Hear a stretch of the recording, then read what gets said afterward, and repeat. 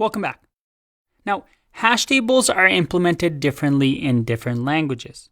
But most of the time, the key and the value can be any type of data structure. We saw here that we can have a function as a value. We can have another object if we want as a value.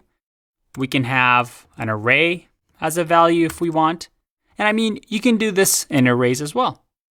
We don't just have numbers and strings in arrays. We can have arrays of objects. But you can also sometimes have keys that are more than just strings. You could potentially have functions as keys and a value that is also a function, or perhaps a number or an array, whatever you want. Now, in JavaScript, in an object like this, if you pass a key that is a number or a function, it actually gets stringified and it only allows string keys. But with the new version of JavaScript and ES6, you actually have something called map and sets, which also may be familiar in other languages. A map is created like this. And the difference between a map and an object is the fact that a map allows you to save any data type as the key. Remember, with an object, you can only save the key as a string. With a map, it allows us, if we want, to even have functions as keys or arrays as keys. And another benefit of map is that it maintains insertion order. What does that mean?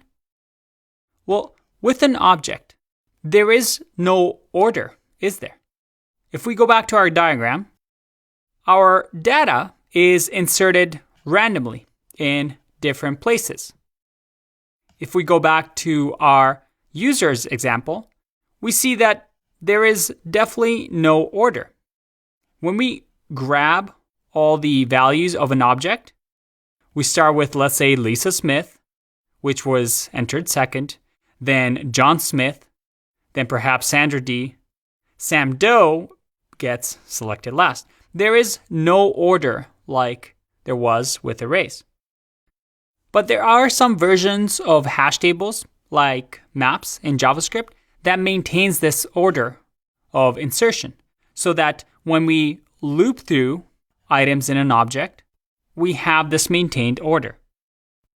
Sets is another feature, very similar to map. The only difference is that it only stores the keys, no values. So you see here, each language, as we mentioned, comes with its own pre-built versions of data structures. But at the end of the day, all of them are hash tables. But in order to truly understand how hash tables work, I think we should build one.